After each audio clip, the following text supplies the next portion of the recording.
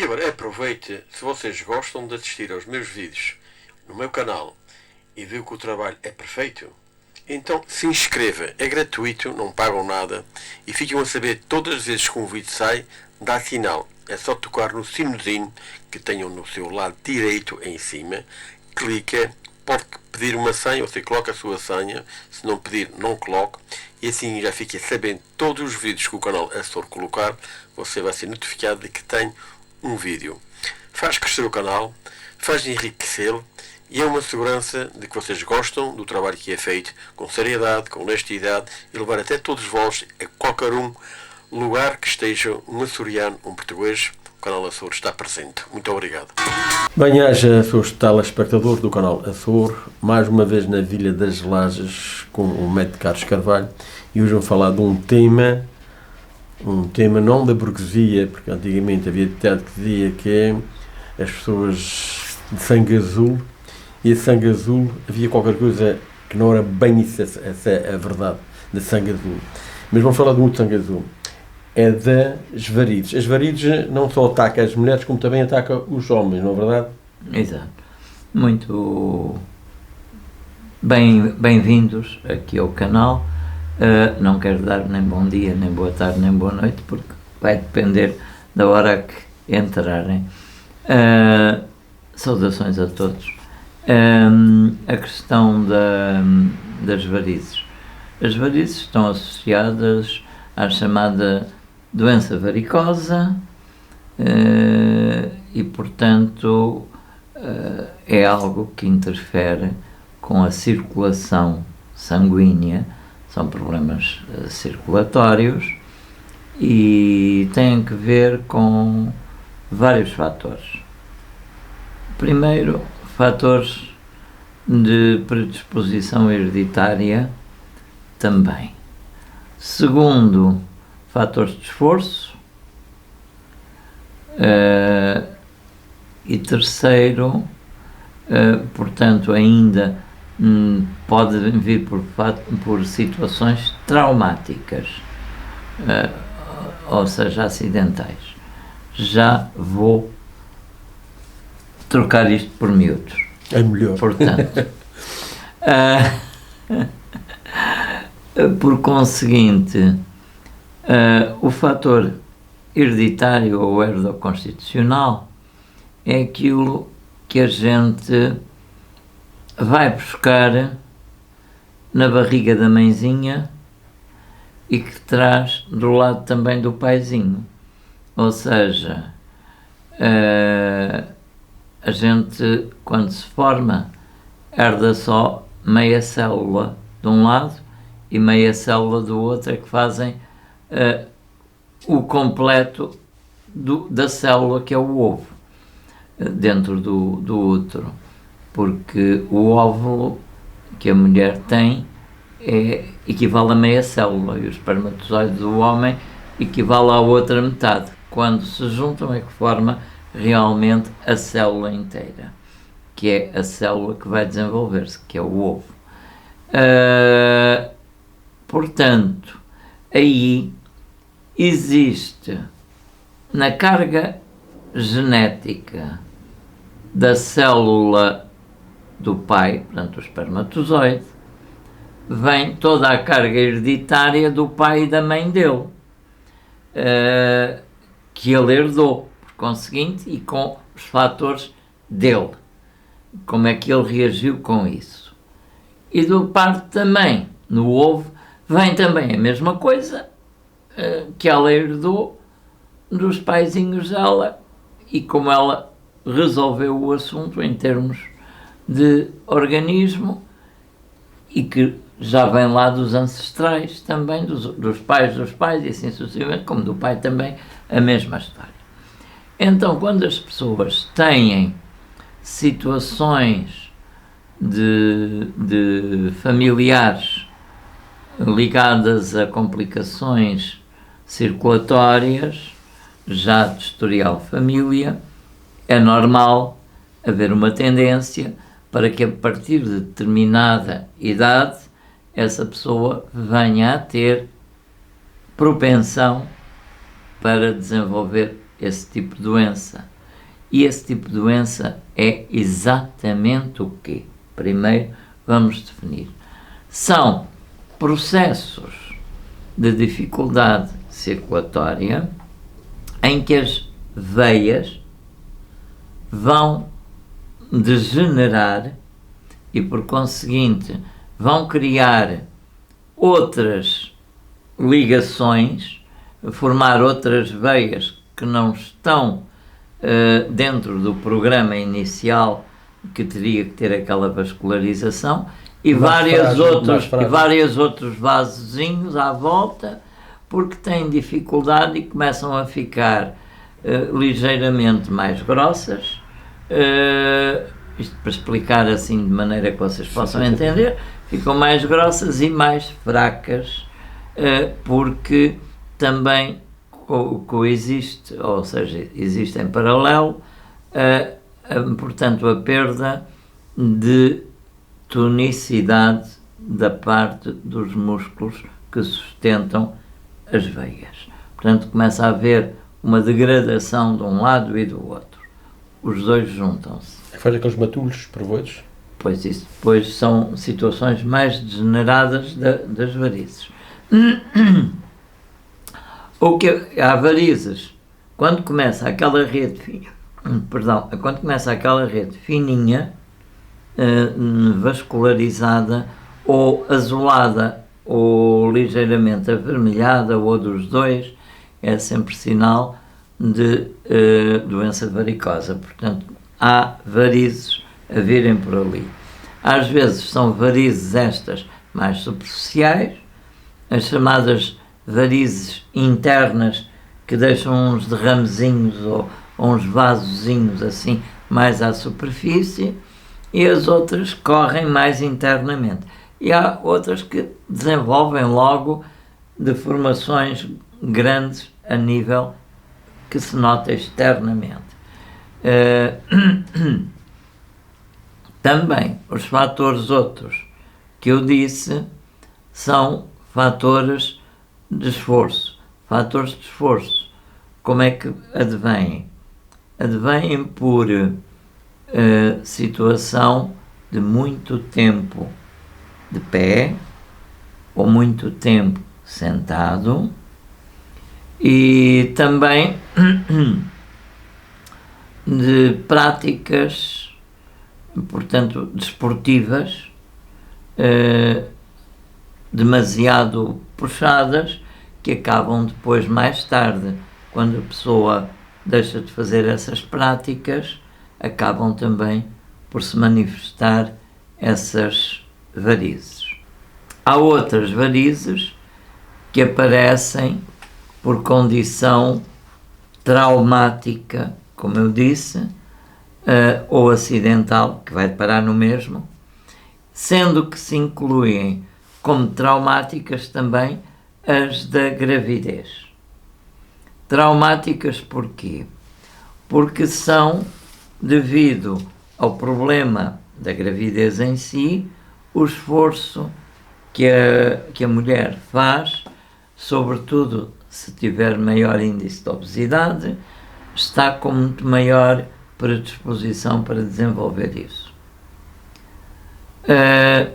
Porque outras, por pancada, em que a pessoa tem acidentes, dá pancadas ou portanto quedas, e pode fazer aquilo que se chama deslocamentos de articulações, portanto, e esse tipo de traumatismo em que a articulação se desloca, portanto, pode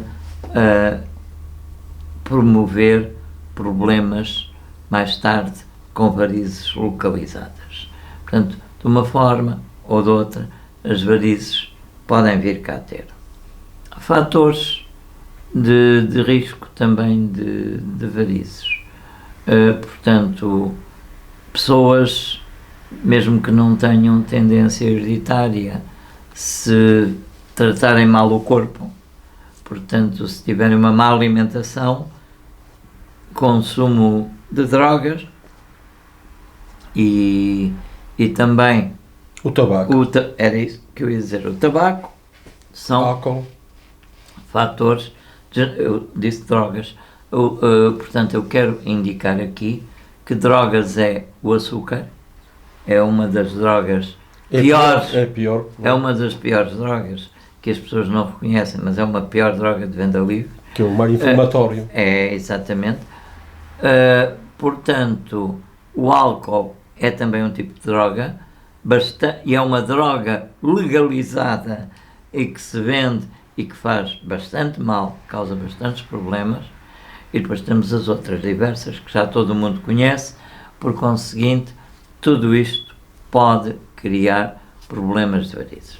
Depois há doenças que predispõem, como por exemplo a diabetes.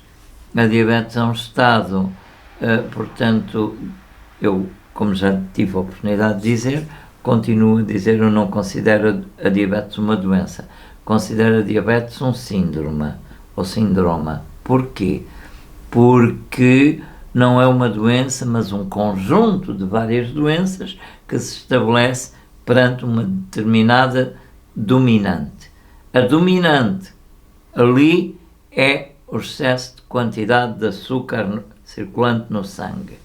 É dominante na diabetes, nos diversos, não muitos, nos tipos que há: diabetes tipo 1, diabetes tipo 2 e temos a diabetes tipo 3. Portanto, os 3 tipos de diabetes. Por conseguinte, nós temos neste momento todos estes fatores como predisposição às varizes. O que fazer para prevenir varizes? O que fazer quando os pais de um lado e do outro têm problemas sanguíneos, os filhos são herdeiros deles. Sempre. Mas sabendo que já têm os meus pais têm esse problema, para evitar que os meus prolongam mais, quanto mais tarde, a limpeza ou a lavagem do sangue, há possibilidades de reduzir uma quantidade enorme para que não avance e tiver uma alimentação adequada. Portanto, a purificação sanguínea iguala, a gente tem que traduzir isto, iguala desintoxicação, porque as doenças se dão sempre num corpo predisposto e adequado ao desenvolvimento das doenças. E o que é um corpo predisposto e adequado ao desenvolvimento das doenças?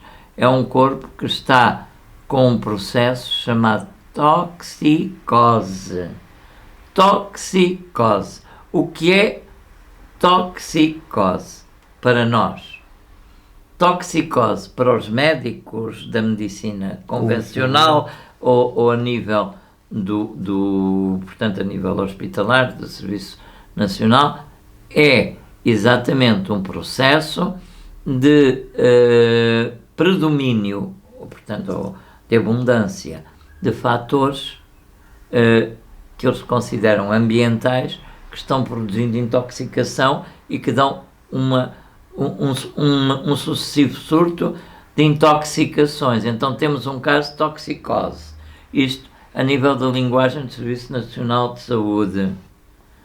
Para nós, eu que não me considero médico dentro da linhagem corrente que os meus colegas seguem, eu sou, como eu digo, hipocrático, ou seja, sigo os princípios de Hipócrates, o pai da medicina, de há muito tempo atrás, e continuo a dizer: toxicose é um processo endémico, portanto, subjacente, que permite a instalação da doença. Trocar isto por miúdos. Endémico porque ele é existente, permanece oculto e corrente em quase toda a gente. E é fruto dos maus hábitos alimentares desde criança. Além das heranças, tudo isso. E o que é que causa? Subjacente, que ele está lá em latência. Subjacente não se manifesta de imediato. E a pessoa julga que está bem, sente-se bem, mas está num estado tóxico. De um momento para o outro. O que é um estado tóxico? Se a gente for fazer a medição do pH sanguíneo, vamos descobrir que grande parte dos organismos vivos humanos estão num estado, queria dizer, de acidose sanguínea, ou seja, o sangue está ácido. O nosso sangue tem que ter um pH, portanto, determinação de acidez e alcalinidade. A alcalinidade é o estado oposto à acidez, portanto, só há, portanto, há o ácido e a base, e, portanto, um é alcális ou alcalino e o outro é ácido. Portanto, o nosso estado matinal de despertar, deveríamos ter o sangue alcalino, mesmo durante as primeiras horas da manhã. Mais tarde, ele vai mudando, porque o nosso corpo muda o pH consoante também a hora do dia. Esta reação do sangue tinha que dar alcalinidade. Quando o sangue dá valores de acidez, portanto se mostra ácido, então ele está num estado de latência de o que chamamos toxicose. Portanto, fatores tóxicos, processo de alimentos impróprios, e algumas coisas. Nem tudo o que nós comemos é alimento, já disse isso aqui e não vou estar a repetir. Portanto, nós comemos muita coisa, não é alimento. Porquê é que não é alimento? Nem tudo o que entra pela boca é para nutrir. E, portanto, só é alimento aquilo que se considera que nutre. O que não nutre e não faz falta não é alimento, é outra coisa qualquer, é uma adição, que é como a droga. É uma adição, é uma coisa qualquer, mas não é comida. Pronto. O que, numa linguagem popular, é um corpo fraco sem defesas.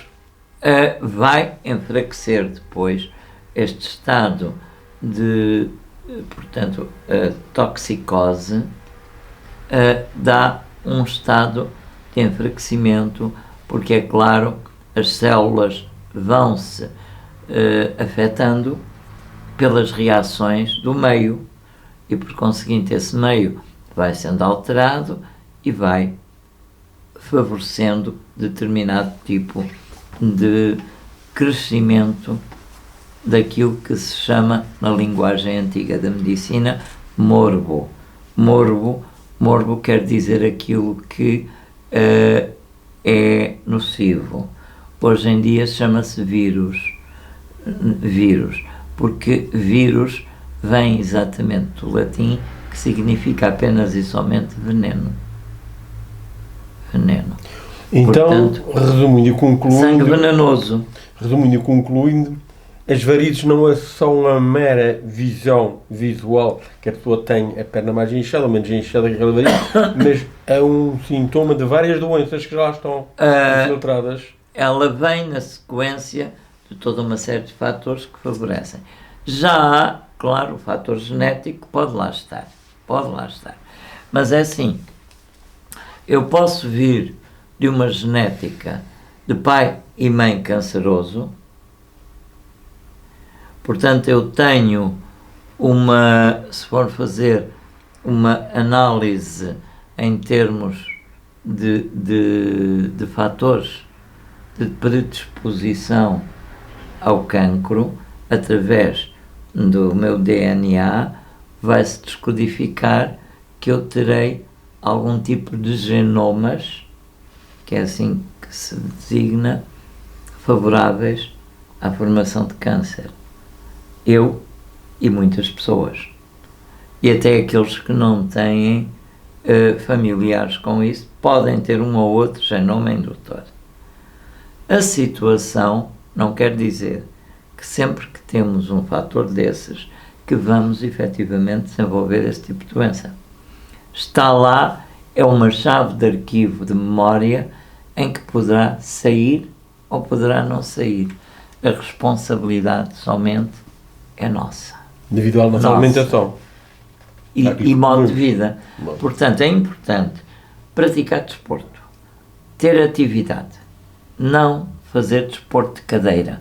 Quer dizer, não estar sentado na cadeira muitas horas, nem estar sentado no sofá muitas horas. Quando fala do desporto, as pessoas pensam que é só correr. Não, é a forma de Não. meter o oxigênio para dentro e libertá-lo para fora. Desporto é tudo. É tudo aquilo que fazemos.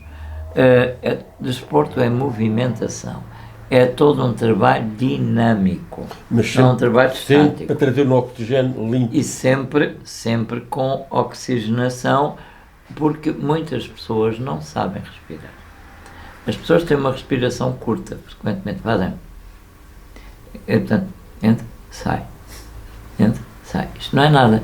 O ar nem chegou lá. A maior parte do ar está lá dentro. Eu vou demonstrar como é que se faz a libertação do ar. Portanto, eu vou estar sempre a falar sem respirar até o ar sair. Estou aqui, estou aqui, estou aqui, estou aqui, estou aqui, estou aqui, estou aqui, estou aqui, estou aqui, estou aqui, estou aqui.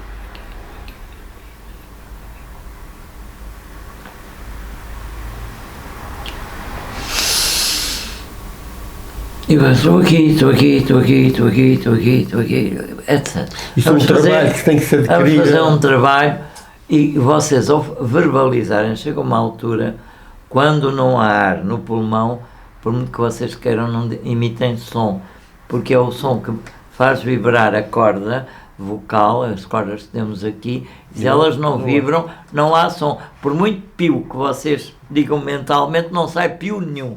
Desculpem a maneira de falar, mas é isso. Portanto, temos que aprender a tirar o ar todo fora e depois a renová-lo e fazer isto. E depois fazer alguns exercícios respiratórios.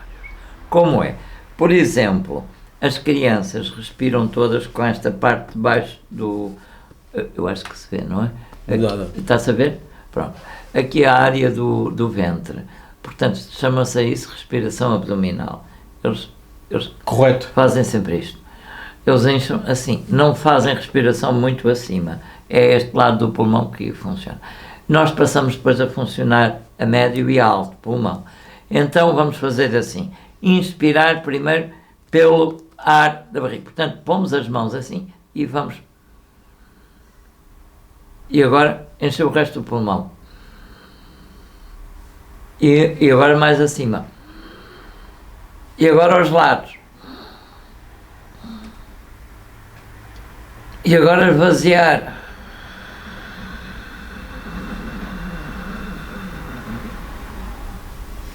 Deve-se fazer quantas vezes ao dia? Isto deve-se fazer algumas quantas vezes ao dia. Quanto mais vocês, também quer dizer, não exageramos, Não é todo ao dia. mas quanto mais vocês desenvolvam este tipo de ginástica respiratória, melhor vocês vão poder, primeiro, evitam muitas doenças, porque muitas enfermidades e bactérias e tudo morrem com o ar, porque há bactérias que são chamadas anaeróbias, portanto elas desenvolvem-se com falta de oxigenação. Ao aumentar os níveis de oxigênio, vocês estão a aumentar e sobretudo a darem portanto energia e vitalidade ao sangue. Esse sangue está mais oxigenado e por conseguinte vai levar uma nutrição às células mais pura. Portanto, as células necessitam de oxigênio para viverem também. Portanto, daí que nós necessitamos fazer uma respiração mais ampla. Esta respiração tem que ser treinada. Fazer uns quantos exercícios, por exemplo, começarem por fazer 10 vezes seguidas este exercício respiratório, sentados e tranquilamente, sem grande rapidez, porque, atenção, é isso mesmo, vão ficar tontos e não se assustem, porque o renovar sangue leva mais aporte de oxigênio ao cérebro, o cérebro vai ser mais irrigado e, como vocês não estão habituados, isto vai andar assim um bocado a balançar. Por isso estejam sentados e façam sem medo 10 vezes seguidas, se não conseguirem pelo menos 5. Depois vão subindo até às 10 e fiquem por aí. Façam isto 2 ou 3 vezes ao dia, se puderem, já é muito bom. Fazer, por exemplo, uma de manhã, antes de saírem, fazerem uma depois, à tarde, na altura em que vão almoçar. Não há problema nenhum em aumentar o oxigênio depois de almoçarem, até é muito bom, porque o sangue fica em melhor condição de poder levar os nutrientes depois à célula quando estão, e, sobretudo, à noite, ainda antes de vocês irem para a cama, ou mesmo podem fazer esta respiração. Ar é vida, é vital, é importante. E como entra oxigênio, o sangue vascular passa a ter também melhor qualidade, porque o sangue vascular normalmente não tem oxigênio e também não vai ter. O único que vai ter é o sangue, portanto, o sangue arterial. Eu dizia vascular, não, o sangue venoso, queria eu dizer. Vascular são os vasos. O sangue vascular tem oxigênio nos vasos que o levam e não tem oxigênio. O sangue venoso, que eu estava aqui a dizer uma asneira, porque estava com a mente no outro lado, acontece, desculpem, sou humano como todos. Portanto, o sangue venoso é aquele que já deixou o oxigênio às células e os nutrientes e vem, então, já sem isso, vem com o carbono para trazer para o pulmão, para limpar. Traz ao coração e o coração depois manda para o pulmão e o pulmão vai deitar. Quando expiramos, sai precisamente esse ar todo que vem do nosso sangue trocado no pulmão. Por isso a gente inspira para ir para o sangue. E este sangue vai ao coração e do coração vai ao corpo todo. Portanto, é assim. É muito importante ter o sangue em ordem. E queria aqui dizer ainda, eu sei que sou um bocadinho chato nestas coisas, mas a situação, a respiração é um dos métodos. Outro método muito importante pela manhã, para vocês terem boa saúde, comecem pelo menos por tomar 2 copos de água. 2 copos de água. Em jejum. É o vosso primeiro alimento. E de preferência um bocadinho morna. Não e muito menos água gelada. Água morna. Se puderem aquecer, nada de micro-ondas, se puderem aquecer no lume, mas com vasilha de barro, seria o ideal. Para essa água não ficar contaminada de metais pesados. E o barro tem que ser um barro não vidrado, porque o barro vidrado vai também deitar metais pesados. Por conseguinte, fazemos isto e temos, primeiro ponto, a água é o primeiro ponto de limpeza, lavagem interna e ao mesmo tempo purificação. Nós estamos a falar aqui de um detox, ou seja, quando temos o sangue tóxico, devemos torná-lo purificado. E para o purificarmos, temos que ter, primeiro, a respiração em condições para levar um sangue mais puro, mais oxigenado. Depois, alimentos mais puros. Que alimentos devemos consumir? Olhem, o melhor alimento para o sangue, se a pessoa não tiver problemas funcionais, hepáticos, ou seja, não tiver problemas de fígado, o melhor alimento para o sangue são os vegetais verdes, as folhas verdes. As folhas verdes porque têm clorofila, que é a substância viva que nutre e alimenta as plantas, que é equivalente à nossa hemoglobina, que é a substância que dá cor ao nosso sangue. A clorofila é igual à hemoglobina, só que tem um átomo de magnésio, e o nosso é igual e tem um átomo de ferro. Portanto, precisamos daquilo para purificar o nosso organismo. Tem montes de vitaminas, sobretudo vitamina C, todo o verde tem vitamina C, não só, mas entre outras. Temos também o equivalente de minerais, e isto é o que nos vai ajudar a desintoxicar. Evitar comer, quando estamos a fazer uma desintoxicação, evitar comer carnes. A carne não vai ajudar a desintoxicação. Seja ela uma ou vermelha ou branca, é igual. Na desintoxicação não convém fazer. Um detox nunca deve comer carne. E até o peixe deve evitar. Quanto tempo se faz um detox para fazer? 2, 3 dias seguidos está ótimo. Se fizerem uma dieta vegetariana, que não é difícil, e hoje em dia vocês têm método para isso. Vão à internet e têm imensas instruções de como se fazer uma dieta vegetariana. Só por 3 dias não custa nada, e fazer estes detox, isto vai ajudar muito a purificar o sangue. Por outro lado, pôr o intestino a funcionar.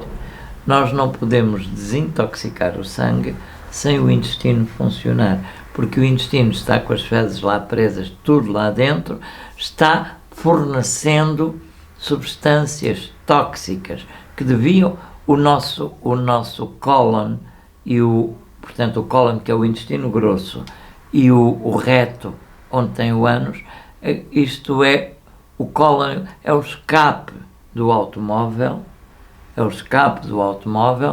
e o nosso ânus é para onde sai exatamente aquele gás que sai do automóvel. Connosco saem gases e saem os sólidos que tinham que sair. Por conseguinte, estar com isso lá é estar com o motor a funcionar mal, para nós. Começa já por aí. Depois, tudo isso corrigido, o organismo fica melhor, há menos hipótese da gente contrair varizes.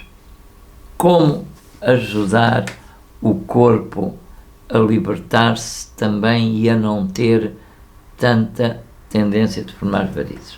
Uma das coisas, um dos fatores principais é o magnésio.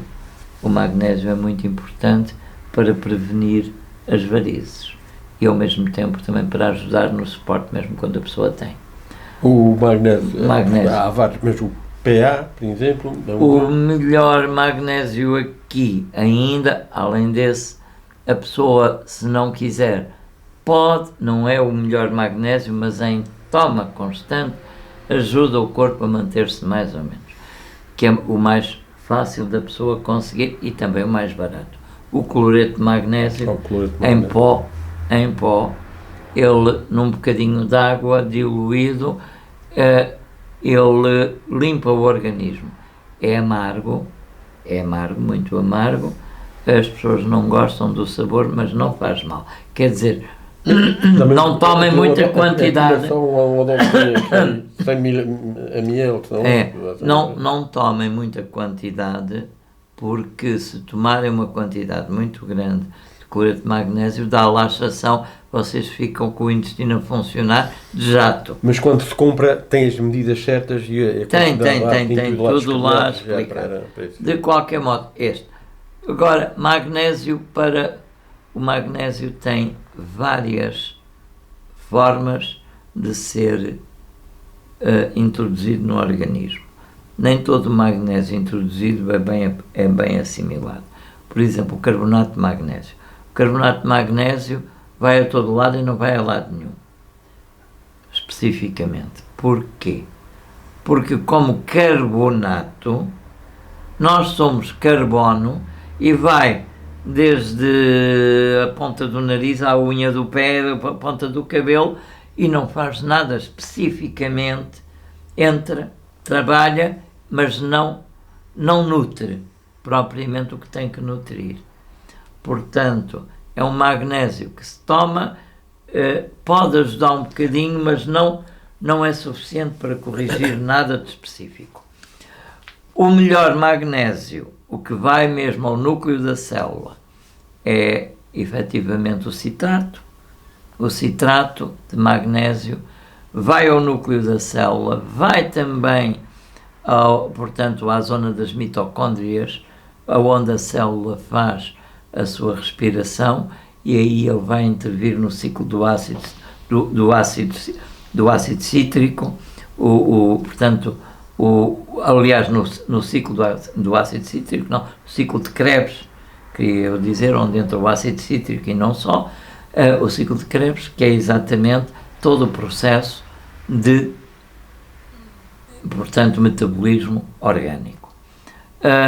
Temos outro, como o magnésio malato, que é um magnésio bastante bom, bioclado. O sol também tem muito dele. Que tem, exatamente, e o malato é do ácido málico, que é o biotransportador. Também é muito importante. Temos o glicerinato, o biglicerinato de magnésio, o bisglicerinato de magnésio, vai também ajudar o corpo a nível de vários fatores de necessidade celular. Para o cérebro,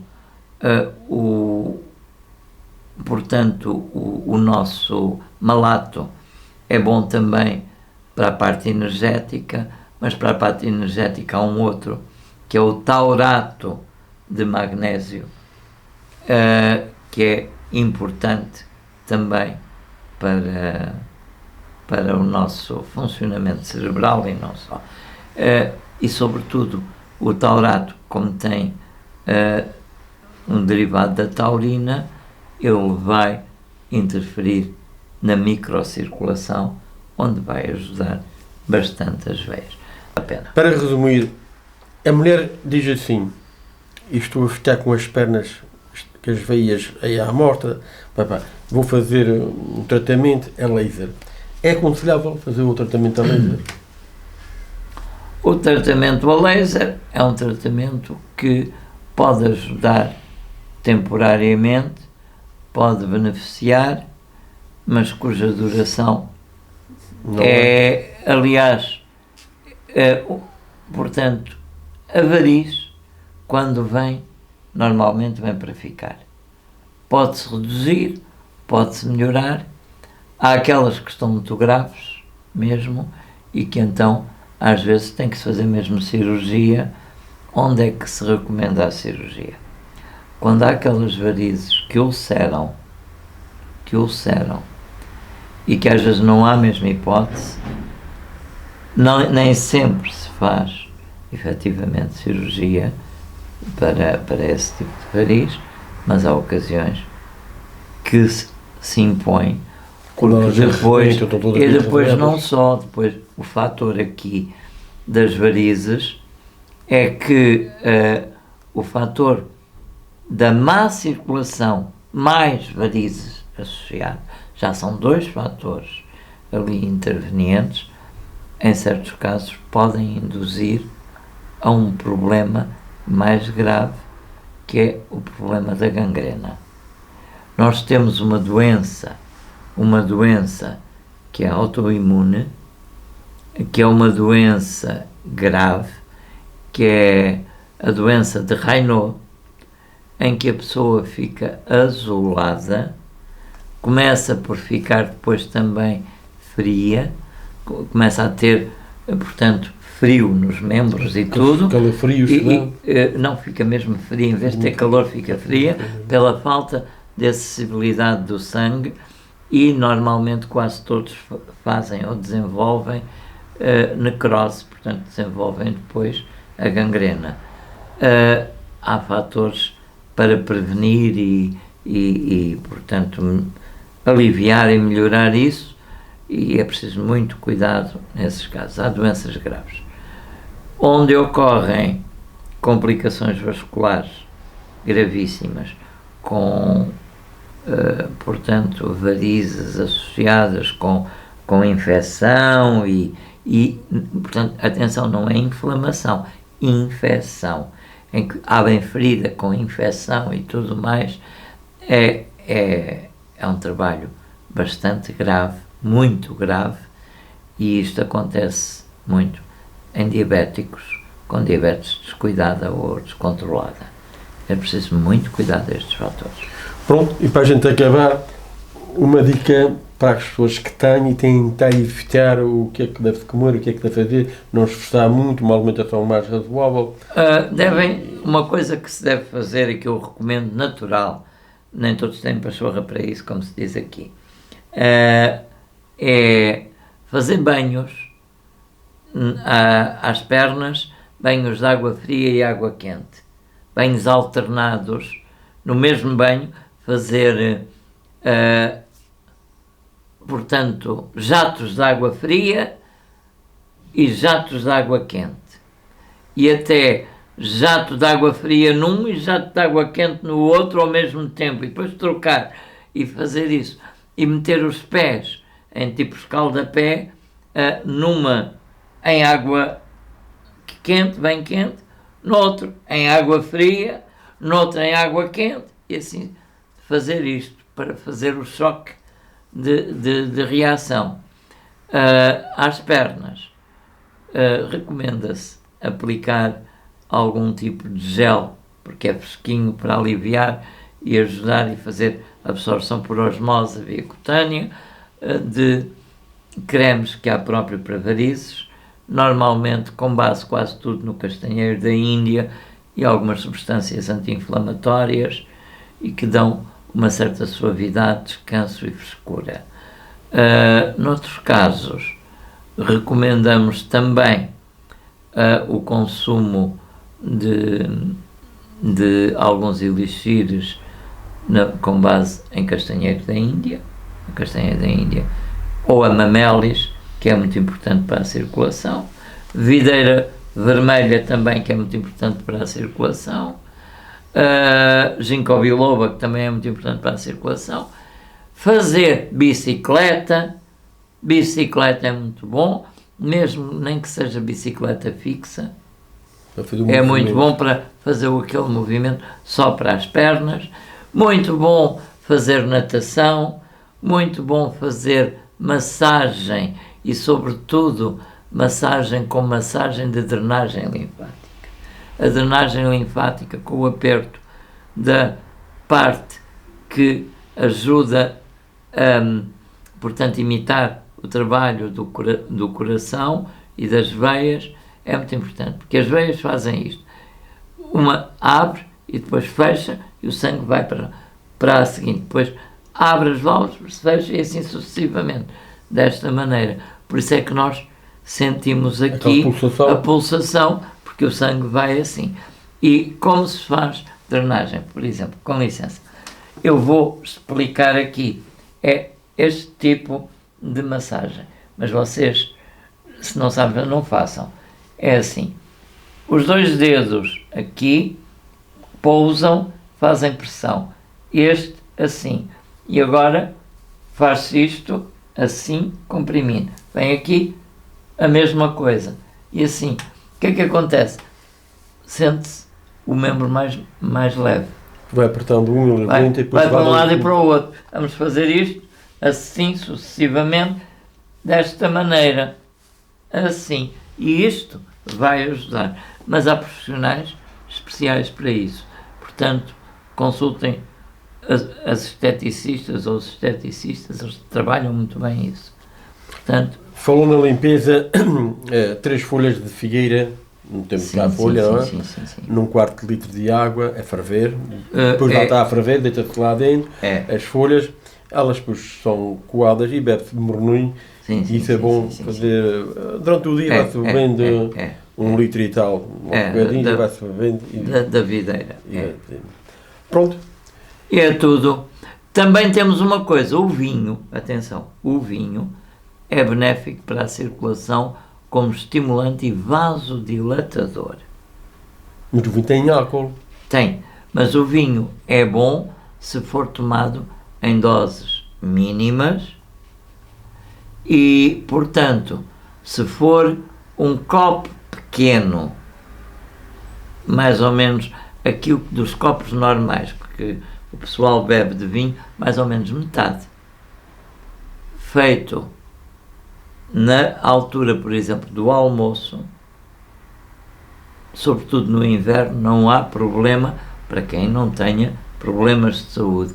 Um bom vinho, mas terá que ser vinho tinto, maduro, não pode ser verde. Sei que o pessoal vai me matar por causa do verde, os produtores de verde, porque o verde é um vinho ácido e, por conseguinte, não é conveniente para aquilo que a gente quer aqui. O vinho, vocês não sabem, mas o vinho era usado na Antiguidade e, sobretudo, até na Grécia Antiga. E isso, como tónico, era uma bebida tónica, um tónico para a saúde, e também era usado para lavagens exteriores. Também há uma forma de ajudar a desintoxicar o sangue. Tomar vinagre de cidra. Ou vinagre de maçã. Vinagre de cidra ou de maçã, tomar vinagre de cidra. Como? Uma colherzinha pequena de vinagre de cidra, ou 2 o máximo, num copo de água, também tomar 1 ou 2 vezes ao dia. É um bom remédio contra o reumatismo, com prevenção. Não vai tratar reumatismo, mas evita que ele venha. Desde que a gente também tenha cuidado dos outros com a boca. Pronto, e é tudo por agora. E esta foi a dica de hoje sobre as varizes e o sangue azul, que afinal o sangue azul não passava do sangue tóxico, como aquelas pessoas ricas podiam comprar açúcar com abundância e mel, Não só, comiam e... não só temos uma herança disso. Os bolos conventuais, os bolos de convento, quer dizer, mas a classe pobre não tinha, então o sangue não era sangue azul. Mas os doces conventuais, Certo. riquíssimos de açúcar, com montanhas de ovos, as receitas conventuais Aí ficava são azul. exatamente, e que eram consumidas por senhores ricos. Os senhores ricos e nobres iam encomendar às freiras no convento, iam encomendar os doces, e era assim que iam depois para os palácios os doces.